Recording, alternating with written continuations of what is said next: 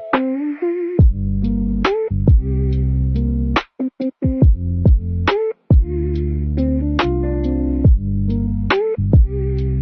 everyone, so welcome to the episode 2 Coffee with Rachna. So we have our guest today, Miss Isha. Hello everyone. So how are you, Isha? I am good, alhamdulillah. Very excited for this. So you must be excited because I am with you. That's true. Okay, so how's everything going? What do you do? आप क्या करती हैं? Okay, so I've recently graduated. I have done my bachelor's in entrepreneurship from CBM. और अभी I'm running my own NGO जिसके अंदर we have several programs, but one of our programs is about drug health और rehabilitation के ऊपर we are working, mental health and drug rehabilitation.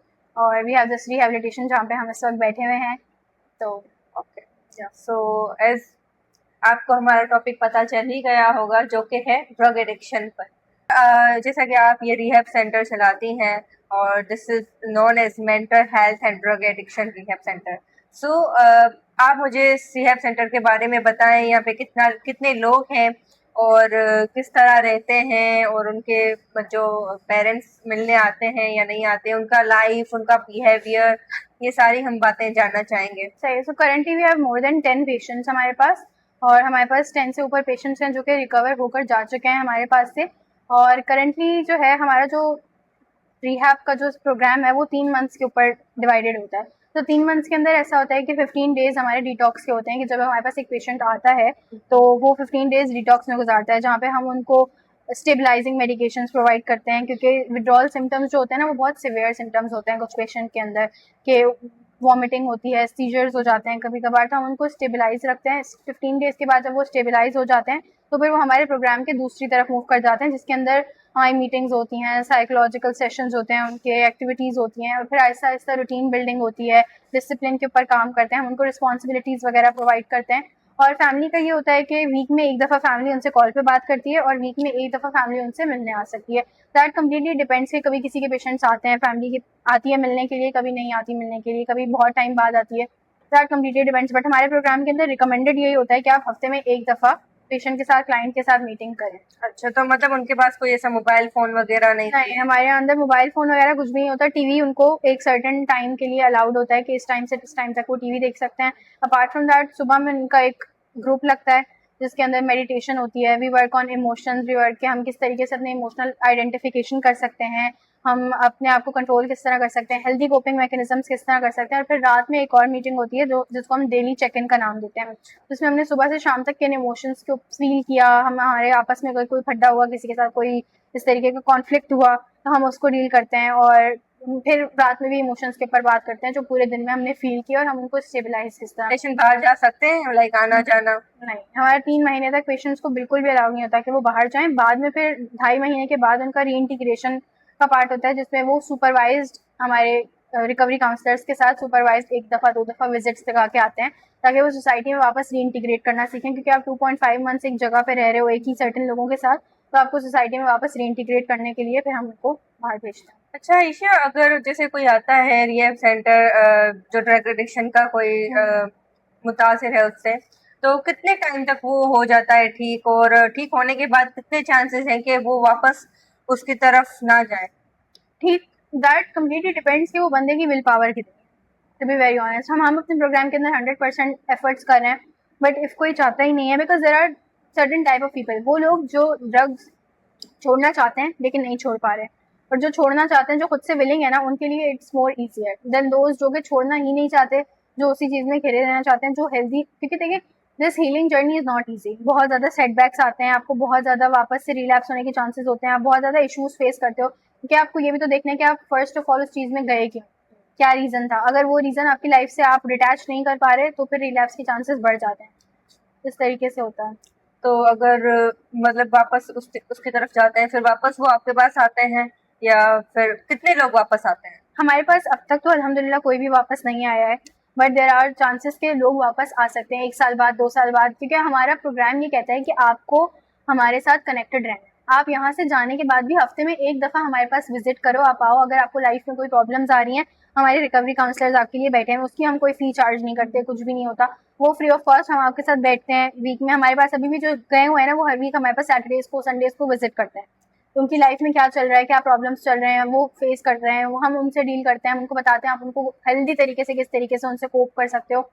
तो ये होता है कि हमारे प्रोग्राम ये कहते हैं कि आप हमारे साथ थ्रू आउट जुड़े रहो, ताकि आपको याद आता रहे कि वो टाइम जो आपने यहाँ पे गुजारा, वो लेसन जो आपने यहाँ से सीखे, वो कोपिंग मैकेनिज्म जो आपने यहाँ पे देखे, तो इससे ये होता है कि आपके रिलैप्स के चांसेस कम से कम होते जाते हैं। ड्रग एडिक्शन की अगर हम बात करें तो उसके अर्ली साइंस क्या होते हैं और उसके रिलेटेड जो बहुत सारी मिथ्स हैं वो क्या है? जो सबसे बड़ी मिथ जो मुझे लगता है ना, वो ये है कि ये एडिक्शन जो है मेरे कंट्रोल में, ये सबसे बड़ा मिथ है। आप मैंने ये चीज़ जब भी मैंने पेशेंट्स को इंटरव्यू किया है ना, उन्होंने यही बोला है कि हमें लगता था कि ये चीज़ हमारे कंट्रोल में, हम इससे कंट्रोल कर लेंगे, और ऐसा नहीं होता। आपका ब्रेन आहिस्ता आहिस्ता करके उस चीज़ के ऊपर इतना एडिक्टेड हो जाता है ना, कि जब आपको वो डोपामीन नहीं मिलता, तो आप उस डोपामीन के लिए कुछ भी करना शुरू कर देते हो। ये सबसे बड़ी चीज़ होती है। दूसरी चीज़ ये कि हमारे यहाँ पे एडिक्शन को एक बीमारी के तौर पे नहीं देखा जाता, उसको बहुत क्रिमिनलाइज कर दिया जाता है। तो सबसे बड़ी चीज़ ये कि आपको एडिक्शन को भी बीमारी के तौर पे ही देखना है। एडिक्शन भी एक बीमारी है जिसको उसी तरीके से डील करना है जैसे बाकी बीमारियों को डील किया जाता है। और सबसे इम्पॉर्टेंट ये है कि साइंस और अर्ली इंटरवेंशन तो बहुत मैटर करती है। अगर आप जैसे ही पेरेंट्स को चाहिए कि अर्ली साइंस आपने देख ली है ना, आप उसको अर्ली इंटरवेंशन की तरफ ले जाओ, आप किसी अपने इलाके के पास रिहेबिलिटेशन सेंटर से रब्ता कर लो, तो अर्ली साइंस के अंदर सबसे पहली चीज़ आती है कि उनके अंदर सीक्रेसी आ जाती है, कि वो सीक्रेट्स रखने लग जाते हैं, आइसोलेटेड रहने लग जाते हैं। कि जैसे अगर कोई बच्चा है तो वो अपने पेरेंट्स से आंख में आंख मिला के बात नहीं करेगा, वो अपने पेरेंट्स को अवॉइड करेगा, क्योंकि उसको शक होगा कि वो उसके देख लेंगे कोई ना कोई प्रॉब्लम चल रही है। और तीसरा ये कि उनका बिहेवियर चेंज होना शुरू हो जाता है, उनके स्लीप पैटर्न्स चेंज हो जाते हैं, उनकी एपेटाइट चेंज हो जाती है। कभी ऐसा होता है कि बहुत भूख लगने लग जाती है, कभी ऐसा होता है कि भूख ही नहीं लग रही, डिपेंडिंग कि वो कौन सा ड्रग को यूज़ कर रहे हैं। और सबसे बड़ी चीज़ ये होती है कि फाइनेंशियल उनके ऊपर इम्पैक्ट आता है, कि या तो वो पेरेंट्स से बहुत पैसे लेना शुरू हो जाएंगे, अगर कोई हस्बैंड कर रहा है या जो बड़ा इंसान कर रहा है, तो उसके भी फाइनेंशियली बहुत उसके ऊपर आएगा कि वो आपको कम पैसे दे रहा है, उसको आपसे पैसे चाहिए, लोगों से उधार मांगने लग रहा है। तो ये सारी चीज़ें कि बिहेवियर चेंजेस, तो इसके लिए ना अवॉइड पेरेंट्स को ऐसे करना है। स्पेशली अगर हम यूथ की बात करें तो parents need to have honest conversations. हमारे यहाँ पे ये होता है कि पेरेंट्स को कॉन्वर्जेशन तो करते हैं, हम लोग अच्छे इमोशंस की तो बहुत बात करते हैं, लेकिन जहाँ बुरा इमोशन आया ना, वहाँ हमारे पेरेंट्स हमें अवॉइड करना शुरू कर देते हैं। तो पेरेंट्स को चाहिए कि अगर उनको पता लगता है ना कि ये कोई चीज़ है, तो वो बैठे और ऑनेस्ट कॉन्वर्जेशन करें। बच्चे को ये पता होना चाहिए कि उनके माँ बाप ही उनका सेफ स्पेस है, जहाँ पर वो आकर अपने इश्यूज बता सकें, जहाँ पर वो मोस्टली माँ बाप honest जो है रह नहीं सकें। समझ पाते बच्चों को Exactly. और इग्नोर करते हैं और इग्नोरेंस की वजह से भी बच्चे जो है वो बैकवर्ड चले जाते हैं। सब Exactly. उनको भी यही लगता है कि समझ तो वैसे भी नहीं रहे हैं, तो हम लोग वही करें जो हमारी मर्जी है। एग्जैक्टली तो पेरेंट्स को चाहिए कि सेफ स्पेस बना के रखें अपने बच्चों के लिए, कि बच्चे आकर उनसे बात कर सके और उनको पता हो कि हमारे पेरेंट्स हमें जज नहीं करेंगे इस चीज़ के ऊपर, वो हमें हमारी हेल्प करेंगे। और फिर पेरेंट्स को चाहिए कि अगर उनको पता चल गई है ये चीज़, तो वो अर्ली इंटरवेंशन की तरफ जाएं, वो काउंसलर्स से रब्ता करें, वो रिहैब से रब्ता करें, वो देखें कि किस तरीके से उनके बच्चे के ऊपर काम किया जा सकता है। क्योंकि आफ्टर ईयर्स ऑफ डिपेंडेंसी उस चीज़ को छोड़ना बहुत मुश्किल हो जाता है, लेकिन जैसे कुछ महीने हुए हैं, 1 साल हुआ है, तो वो चीज़ को छोड़ना बहुत रिलेटिवली ईजी होता है। पेरेंट्स को आपने कहा कि उन पे ध्यान देना चाहिए, लेकिन एक रिलेशन जो है वो बहुत ज़्यादा इफेक्ट हो जाता है, तो उसमें हम क्या कर सकते हैं? एडिक्शन जो है ना, वो सिर्फ एक बंदे को मुतासिर नहीं कर रही, जैसे आपने कहा फैमिलीज पूरी की पूरी मुतासिर हो रही हैं, माँ मुतासिर हो रही है, बाप बहन भाई, वो हर कोई हो रहा है। तो इसमें ना हर कोई ही अपना रोल प्ले कर रहा है, कि अब जैसे हमारे पास यहाँ पर कोई पेशेंट आ रहा है, उसके बाद यहाँ से निकलने के बाद भी रिलेशनशिप्स बहुत ज़्यादा इम्पैक्ट करते हैं कि हम किस तरीके से उनके साथ ट्रीट कर रहे हैं। हम किस, या तो दो गलतियाँ जो होती हैं वो ये होती हैं कि या तो वो पेरेंट्स या फैमिली बहुत नरम हो जाते हैं और बहुत ही मेरा बच्चा लाड प्यार और हर चीज़ देना शुरू कर देते हैं, जो कि बहुत ख़राब है। या तो ये होता है कि वो इतना स्ट्रिक्ट हो जाते हैं कि बार बार उस चीज़ के ताने दे रहे होते हैं, चाहे बहन भाई हो, कोई मजाक में लड़ाई हो गई बोल दिया, फैमिली हो, माँ बाप ने बोल दिया, ट्रस्ट इश्यूज आ जाते हैं पेरेंट्स को। तो सबसे इम्पोर्टेंट जो है ना कि आपका, क्योंकि फैमिली आपका फर्स्ट इंस्टीट्यूट है, अगर फैमिली में ही प्रॉब्लम्स आ रही है और फैमिली ही उस चीज़ को सही से डील नहीं कर रही ना, तो जो सेकेंडरी इंस्टीट्यूट्स है ना, उनमें फिर प्रॉब्लम क्रिएट हो जाती है। कि हम अपनी तरफ से जितनी भी मेहनत कर लें, अगर रिलेशनशिप्स इफेक्ट हुए हैं, अगर दिलों में बोझ रखा हुआ है उन्होंने अब तक और माफी तलाफी नहीं हुई, उनके लिए एक ऐसा सेफ स्पेस क्रिएट करें कि जहाँ पे उनको बेहतर तरीके से डील कर सकें, ना बहुत ज़्यादा सख्ती दिखाएं, ना बहुत ज़्यादा नरमी रखें, इमोशंस के ऊपर बात करें। क्योंकि फिर ये होगा कि अगर वो वापस उस चीज़ के ऊपर चले गए, तो फिर सबने ये इफेक्ट होना है, ये सबको ये इफेक्ट करता है। इवन अक्सर ऐसा होता है कि एक बाप नशा कर रहा था, और उस बाप की वजह से बेटे ने भी नशा करना शुरू कर दिया। तो फैमिली और रिलेशनशिप जो है ना वो सबसे प्राइमरी चीज़ है जिसके ऊपर आपको फोकस करना होता है इन एडिक्शन। सही। अच्छा, हम अक्सर बात कर रहे होते हैं जेंडर इक्वलिटी की और जेंडर जो डिस्क्रिमिनेशन होता है उसकी। लोग कहते हैं हर सब हम लड़कों को ही क्यों बोलते हैं, हर चीज में हम लड़कों को ही क्यों लेके आते हैं। तो मेरा एक सवाल आपसे ये है कि क्या औरतें भी ड्रग एडिक्शन से मुतासर होती हैं? क्या उनको भी ड्रग एडिक्शन की लत लग जाती है? और कितना परसेंट है? क्या आपके पास कभी ऐसे केसेस आए हैं? हमारे पास तो सो फार औरतों के केसेस नहीं आए हैं, बट जितना मैंने देखा है मर्दों के मुकाबले में औरतों का वो इतना ज़्यादा नहीं होता, क्योंकि स्पेशली हमारी सोसाइटी के अंदर औरत का इवन सिगरेट पीना is also a very big stigma and taboo. तो ये चीज़ की वजह से एक बेहतरी ये है कि औरतें उस चीज़ से, ड्रग एडिक्शन से बची हुई हैं। बाकी जहाँ पर अगर हमें हाई रेट देखने को मिलता है ना, तो वो स्पेशली हमारी यूथ के अंदर, यूनिवर्सिटीज़ के अंदर आ जाता है। हाँ। क्योंकि पेयर प्रेशर एडिक्शन के अंदर, चाहे वो मेल हो या फीमेल हो, बहुत इंपॉर्टेंट रोल प्ले करता है कि आपको, क्योंकि आप अपनी आइडेंटिटी बिल्डिंग कर रहे होते हो, आप खुद को एक्सप्लोर कर रहे होते हो, तो समटाइम्स आप फिट इन करने के लिए, आपको फोमो ना हो, फिट इन करने के लिए आप ऐसे लोगों के साथ आप ट्राई करने के चक्कर में, out of curiosity, out of exploration, out of fun, आप वो चीज़ ट्राई कर लेते हो। तो फिर वो जब आप ट्राई करते हो तो आहिस्ता आहिस्ता करके वो आपकी एक आदत बनती जाती है। क्या कोई खुद से भी रिहैब हो सकता है, उसको रिहैब सेंटर ना आना पड़े? नहीं, ऐसा पॉसिबल नहीं होता कि वो खुद से रिहैब नहीं कर सकते। इन केस वो जो है एक्टिव ना हो, पैसिव हो? ऐसा पॉसिबल है डिपेंडिंग कि आपका फैमिली सपोर्ट कितना है। अगर आप अपनी फैमिली को बता रहे हो और आप बहुत, देखिए प्रॉब्लम ये होती है कि यहाँ पर आपको ना ऐसा माहौल है जो थ्रू आउट आप रिकवरी काउंसलर्स के साथ बैठे हुए हो, थ्रू आउट आप रिकवरी के अंदर मौजूद लोगों के साथ बैठे हुए हो, आपको काउंसलिंग मिल रही है, वन ऑन वन सेशंस हो रहे हैं, आप अकाउंटेबल हो, अपनी हर एक्शन के लिए आप अकाउंटेबल हो। घर में वो चीज़ आप नॉर्मली भी, अगर आप एडिक्शन में नहीं भी हो, तो आप खुद को इतना अकाउंटेबल घर पे नहीं करार दे सकते जितना आप किसी स्कूल या फिर किसी इंस्टीट्यूट में करार देते हो। सही बात। तो अगर आपके अंदर बहुत अकाउंटेबिलिटी और बहुत ज्यादा डिसिप्लिन है, आपको लगता है कि आप ऐसा कर सकते हो, तो पॉसिबल है। ऐसा नहीं कि बिल्कुल इम्पॉसिबल है, लेकिन बेटर यही होता है कि आप सपोर्ट हासिल कर लो किसी ऐसी जगह से जो आपको सपोर्ट प्रोवाइड कर रही है। अच्छा, हमारे माशरे में हम देख रहे हैं आजकल जो न्यूज़ आ रही है सबसे ज़्यादा वो रेप की आ रही है, और domestic violence, marital rape and other gender based violence. हम कहते हैं कि हर मर्द बुरा नहीं होता, लेकिन हर बार मर्द ही क्यों होता है? तो इस हवाले से आपको क्या लगता है कि कहीं ना कहीं जेंडर बेस्ड वायलेंस में, रेप में, मैरिटल रेप में क्या ड्रग एडिक्शन का हाथ है? क्या लोग ड्रग एडिक्शन से मुतासिर होकर ही ये क्राइम करते हैं?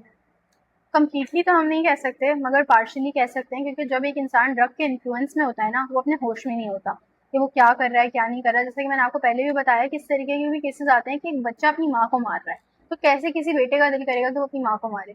तो जब आप ड्रग के उसमें होते हो, ड्रग के इन्फ्लुएंस में होते हो, जब स्पेशली आपको ड्रग अगर अवेलेबल नहीं होता, आपके पास पैसे अवेलेबल नहीं होते, या फिर आप जब ड्रग के इन्फ्लुएंस में होते हो ना, तो आपको एक वो पावर और ईगो बूस्ट हुआ हुआ होता है आपका। तो ऐसी सिचुएशंस में बहुत ज़्यादा पॉसिबल है कि जो हमारा पेट्रियार्कल एक माइंडसेट हुआ हुआ है कि to prove your power you go towards this based violence, कि आप वायलेंस की तरफ जाओ या फिर आपको इस तरीके की हरकत करो, because you are not completely sane उस टाइम पे, आपको कम्प्लीटली होश में नहीं हो। और लोग तो यहाँ पे होश में भी इस तरीके की हरकतें कर लेते हैं। तो in drug influence that is very much possible, we can not completely say that, but partially yes. Okay, तो मतलब ये चीज़ हम कह सकते हैं कि मोस्टली जो क्राइम, मतलब रेयरली अगर हम कहें, क्राइम जो होते हैं वो ड्रग एडिक्शन की वजह से होते हैं। यस, रेयरली नहीं, इससे ज़्यादा थोड़ा सा एक एक ऊपर चले जाएं, because not related only related to violence, but theft और इस तरीके की चीज़ें, इनमें मेनली ये हाथ होता है। क्योंकि बहुत सारे आपके पास ऐसे पेशेंट्स आ रहे होते हैं जो कि ये कन्फेस कर रहे होते हैं कि जब हम लोग ड्रग यूज़ करते थे, तब हमने, हमारे पास जब हमें फैमिली पैसे नहीं देती थी, तो हम लोगों ने बाइकें भी चुराई हैं, हाँ, हमने अपने घरों की मोटरें भी चुराई हैं, हमने ये भी चोरी की है, माँ का सोना जेवर भी जाके बेच दिया। तो ये स्पेशली थेफ्ट वाली जो एक चीज़ आती है ना, वो बहुत बहुत सारे ऐसे मेरे पास भी केसेस आए हैं जो बताते हैं कि हम जब नशा करते हैं हमें अच्छा महसूस नहीं होता, हमें जो महसूस होता है ना वो हमें पसंद भी नहीं आ रहा होता कि हमारे दिमाग के साथ हो क्या रहा है, हम अपने ही कंट्रोल में नहीं है, लेकिन हम उस चीज़ को छोड़ भी नहीं पा रहे होते, क्योंकि एडिक्शन यही है कि आप इस चीज़ के ऊपर डिपेंडेंट हो, आपको वो चीज़ चाहिए। तो ये एक बहुत बड़ा बहुत अलमिया सारे है। एक्सीडेंट होते हैं, car accident, bike accident, drug addiction की वजह से। हाँ, बिकॉज आप अपने होश में ही नहीं हो, तो आप क्या ही पैन आउट करोगे कि आपको क्या डिसीजन लेना है, क्या डिसीजन नहीं लेना। बिल्कुल। अच्छा, तो अगर हम बात करते हैं गवर्नमेंट की, और अगर हम बात करते हैं सोशल मीडिया की, और हम हमारी तरह इन्फ्लुएंसर की अगर हम बात करें, क्योंकि हम ही हैं जो लोगों को इन्फ्लुएंस करते हैं, और जो सही पैगाम या अवेयरनेस हो वो हम लोगों तक पहुंचाते हैं। तो आपको क्या लगता है क्या रोल होना चाहिए? अच्छा, मैं खुद को इन्फ्लुएंसर तो नहीं कहूंगी, बट जो भी इन्फ्लुएंसर्स हैं, बट एक्चुअली वही इन्फ्लुएंस, हम सोशल मीडिया यूज करते हैं, और आप क्योंकि आप रिहैब सेंटर चलाती हैं तो आप इन्फ्लुएंस करती हैं कहीं ना कहीं। So we kind of have a big responsibility on our shoulders, especially जो बड़े बड़े इन्फ्लुएंसर्स हैं जो एक lavish lifestyle और चीज़ें दिखा रहे हैं। बहुत सारे ऐसे इन्फ्लुएंसर्स हैं जो कि ड्रग अब्यूज और इस एल्कोहलिक लाइफस्टाइल को बहुत ज़्यादा ग्लैमराइज करके दिखा रहे हैं।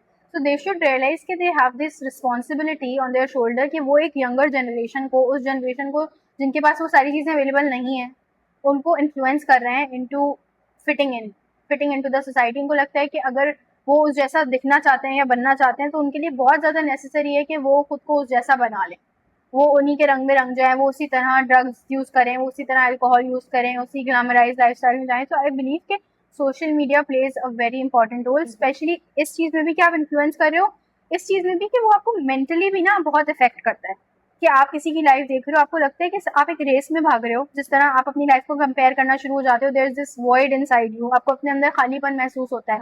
तो आप उस खालीपन को भरने के लिए कि सोशल मीडिया पे आप अपनी लाइफ मुसलसल कंपेयर कर रहे हो, आप अपनी लाइफ को ग्लैमराइज करने की कोशिश कर रहे हो और वो इतनी ग्लैमराइज नहीं है, तो आप ड्रग्स की तरफ चले जाते हो। तो सोशल मीडिया बहुत इंपॉर्टेंट रोल प्ले करता है, क्योंकि आपको अगर खुद को कंपेयर कर रहे हो, आप उस रैट रेस में भागने की कोशिश कर रहे हो, तो आपके लिए बहुत मुश्किल हो जाता है कि फिर आप स्केप ढूंढने लग जाते हो, अनहेल्दी हैबिट्स की तरफ चले जाते हो। और गवर्नमेंट का तो बहुत मेजर रोल है आई बिलीव, क्योंकि गवर्नमेंट को चाहिए कि सिंस मैं तो अभी कुछ टाइम पहले से मैंने ये चीज़ बहुत ज़्यादा नोटिस की है कि हमारी सड़कों पे बहुत बड़ी तादाद हो गई है कि लोग ड्रग्स यूज़ कर रहे हैं बहुत ओपनली। और उन चीज़ों के ऊपर चलो मैंने देखा है चीज़ें होते हुए, जैसे ग्रैंड ऑपरेशन बीच में आया था, और लेकिन आई बिलीव कि वो रूट कॉज तक नहीं जा रहे हैं। रूट कॉज इज कि हम गवर्नमेंट ये रोल प्ले करे कि हम उन डीलर्स तक जाएं जो डीलर्स फर्स्ट प्लेस सप्लाई कर रहे हैं। जब सप्लाई रुक जाएगी ना तो फिर ये चीज़ें बेहतर हो सकती हैं। अब क्या लगता है सप्लाई रुकेगी? सप्लाई रुक सकती है अगर गवर्नमेंट सही लोगों में को इन्वेस्ट करे इस चीज़ के अंदर। बहुत कंट्रोवर्शियल बात है हम वही तो करना चाह रहे हैं, वही तो गवर्नमेंट तक हम चाहते हैं ये पैगाम जाए, और हमारी रिक्वेस्ट भी यही होगी कि जितना मतलब कम सप्लाई हो सकता है। वी नो कि कुछ चीज़ें, कुछ टैबलेट्स ऐसी होती हैं जो मोस्टली डॉक्टर भी प्रिस्क्राइब करते हैं, और ताकि जो लोग स्ट्रेस से या मेंटल हेल्थ से गुजर रहे होते हैं तो उनको आराम मिले। बट स्टिल गवर्नमेंट से यही रिक्वेस्ट होगी कि जितनी कम हो सके, और अगर कोई इस तरह के टेबलेट्स लेने भी आता है मेडिकल स्टोर पर तो वो डॉक्टर की प्रिस्क्रिप्शन के बिना नहीं दे। तो आखिरी सवाल हमारा ईशा से यही होगा, आखिरी है क्योंकि हमारे पास वक्त भी नहीं है, तो बातें तो बहुत करनी है, लेकिन बस आखिरी सवाल यही होगा कि आपको क्या लगता है कि हमारी जो नेक्स्ट जनरेशन है उसमें ये ड्रग एडिक्शन बिल्कुल खत्म हो जाएगी? मुझे लगता है कि सबसे इसका जो मेजर रोल है ना वो ऐसे पॉसिबल है कि हम ओपन कॉन्वर्जेशन स्टार्ट करें about our issues that we are facing, about mental health, about the escape that we need, about the voids that we feel in our selfs. तो बहुत ज़्यादा ज़रूरी है कि अगर हम मेंटल हेल्थ के अराउंड, अगर हम एडिक्शन के अराउंड स्टिग्मा हटाकर ओपन कॉन्वर्जेशन स्टार्ट करें और हम बैठें बात करें कि जो चीज़ें हमें तकलीफ दे रही हैं, हम ये सवाल करें कि what is your pain, why is there pain, तो फिर बहुत ज़्यादा पॉसिबल है कि ये चीज़ हम बहुत हद तक मिनिमाइज़ कर सकते हैं, बहुत हद तक हम इस चीज़ को कंट्रोल कर सकते हैं। बट उसके लिए बहुत ज़्यादा नेसेसरी है कि हमारी फैमिलीज़ भी ड्रग एडिक्शन को स्टिग्मेटाइज करना बंद कर दें, मेंटल हेल्थ को स्टिग्मेटाइज करना बंद कर दें, लेबल्स लगाना बंद कर दें, ये तो नशा ही है, ये तो पागल है। हम dignity based, empathy based approach अगर हम लेकर आते हैं अपने रवैयों के अंदर, अपने घुलने मिलने के अंदर, दोस्तों के अंदर, because connection is very necessary.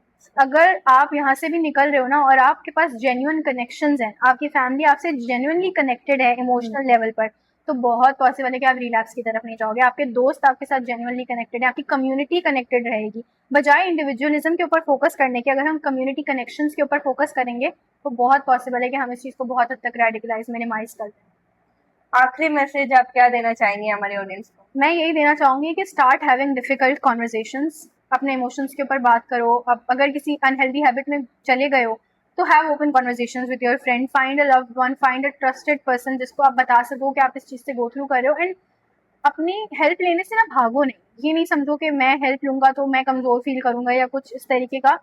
Ask for help, हमारे पास आओ, इस तरीके के हमारे तरीके के और इदारे हैं उनके पास जाओ, but ask for help, do not hesitate in asking for help, चाहे वो मेंटल हेल्थ के रिलेटेड हो, चाहे वो एडिक्शन के रिलेटेड हो, या कोई भी प्रॉब्लम हो। Always ask for help with your friends, with your families, with the networks, with the institutes. That's it. Thank you so much Isha, आपने थैंक यू अपना so much time for having दिया me. और अब हम visit भी करेंगे इनका जो रिहैब सेंटर है। और थैंक यू सो मच आप सबका कि आप लोगों ने हम लोगों को अपना टाइम दिया और हमारी सारी कॉन्वर्जेशन सुनी। आई होप कि आप सबको हमारी कॉन्वर्जेशन पसंद आई होगी। और आपका कोई भी सवाल है आप कमेंट में पूछ सकते हैं, we will answer you all. And thank you, अपना बहुत सारा ख्याल रखें। That's it, thank you, bye.